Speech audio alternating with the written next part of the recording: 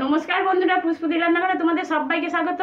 দেখো রোজকার মতন আজ আমি রান্নাঘরে চলে এসেছি একটু কুমড়ো নিয়ে। এটা হচ্ছে মিষ্টি কুমড়ো। দেখো কত সুন্দর, একদম পাকা কুমড়ো, একদম খুব একদম মিষ্টি এবং পাকা। আমি এই কুমড়ো দিয়ে আজকে কুমড়ো ভাজা করব কিভাবে, তা তোমরা দেখতে থাকো প্রথম থেকে শেষ পর্যন্ত আমার ভিডিওটা দেখবে। আমি প্রথমে কুমড়োটা কেটে নিচ্ছি কিভাবে সেটা তোমরা দেখো।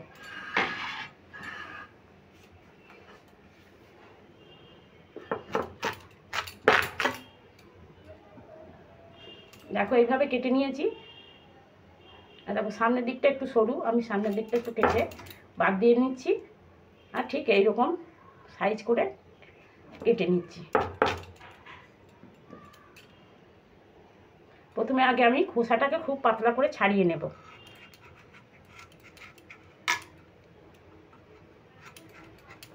এরকম পাকা কুমড়ো আমার খুব ভালো লাগে এরকম ভাজা করে খেতে। আমি যেভাবে ভাজবো আশা করি তোমাদেরও ভালো লাগবে এরকম ভাজা খেতে। দেখো এরকম 1 ইঞ্চি মতন মোটা করে কেটে নেব। ঠিক এভাবে কেটে নিচ্ছি আগে প্রথমে, তারপর তোমাদের দেখাচ্ছি কিভাবে এটাকে ডিজাইন করব।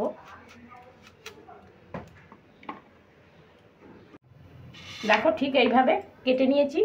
এবার এটাকে একটু ডিজাইন করে নিচ্ছি। দেখো এইভাবে বটিতে এইভাবে দাগ দাগ করে নিলে খেতেও ভালো লাগবে, দেখতেও ভালো লাগবে।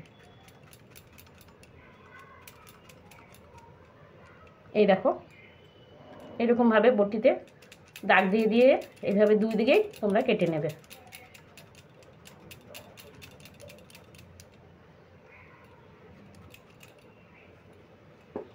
দেখো কত সুন্দর লাগছে।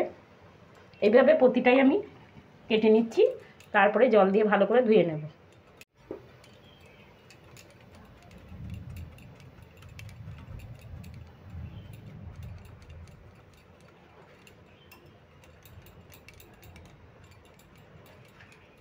এরকম পাকা কুমড়ো হলে এরকমভাবে ভাজা করলে খেতে খুব ভালো লাগবে। দেখো বন্ধুরা আমি সবগুলো কেটে নিয়েছি আর এইভাবে ডিজাইন করে নিয়েছি। দেখো দুদিকেই এইভাবে ডিজাইন করে কেটে নিয়েছি। এবার আমি এগুলোকে ভালো করে ধুয়ে নেব। দেখো খুব ভালো করে ধুয়ে নিয়েছি জল দিয়ে। এবার আমি এতে নুন আর হলুদ মাখিয়ে নেব। পরিমাণ মতন একটু নুন দিয়ে আর একটু সামান্য হলুদ দিয়ে মাখিয়ে নিচ্ছি। আর দিয়ে দিচ্ছি সামান্য একটু চিনি। যদিও মিষ্টি কুমড়ো, যা তোমরা চিনিটা পছন্দ না করলে না দিতে পারো, তবে মিষ্টি একটু চিনি দিলে মিষ্টির ব্যালেন্সটা খুব ভালো হবে। মিষ্টি কুমড়ো দিয়ে ভাজা খেতে কিন্তু খুব ভালো লাগবে। একটু চিনি দিয়ে নিলাম। এবার খুব ভালো করে নুন হলুদ আর একটু চিনি মাখিয়ে নিচ্ছি।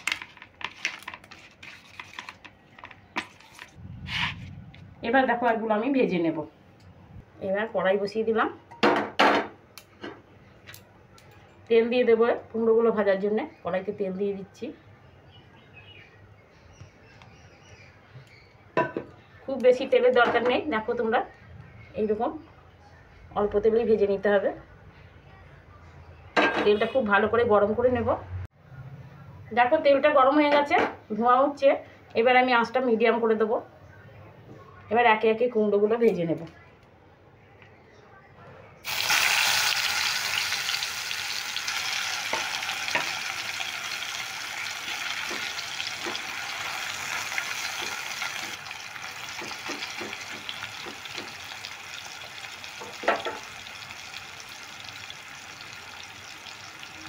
এবারে আমি 2 মিনিট মতন ঢাকা দিয়ে রাখবো। একদম মিডিয়াম আছে 2 মিনিট ঢাকা দিয়ে রাখবো।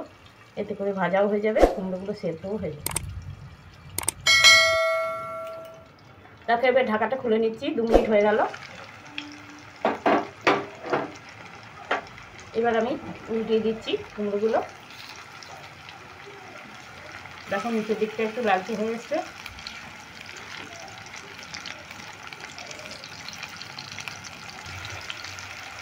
আরও 2 মিনিট মতন আমি কুমড়োগুলো ভেজে নেব। এবার কুমড়োগুলো ভাজা হয়ে গেছে। এবার আমি একে একে তুলে নিচ্ছি।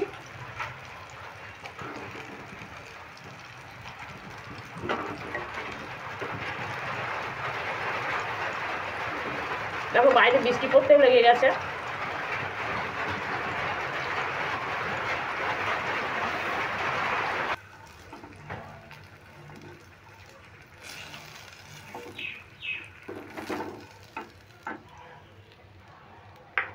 এবার দেখো কড়াইতে একটু সামান্য তেল আছে, এই তেলটাতেই আমার এই কাজে লাগবে।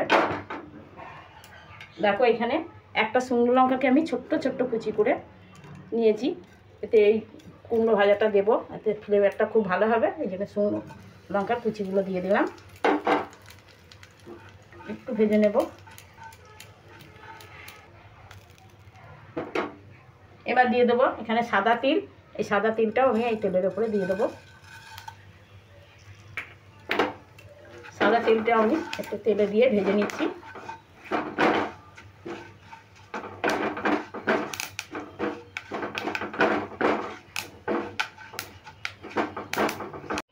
দেখো একটু লালচে করে ভেজে নিয়েছি শুকনো লঙ্কার তিলটা। এবার আমি ভেজে রাখা কুমড়োগুলো দিয়ে দিচ্ছি। এবার একটু মিশিয়ে নেব।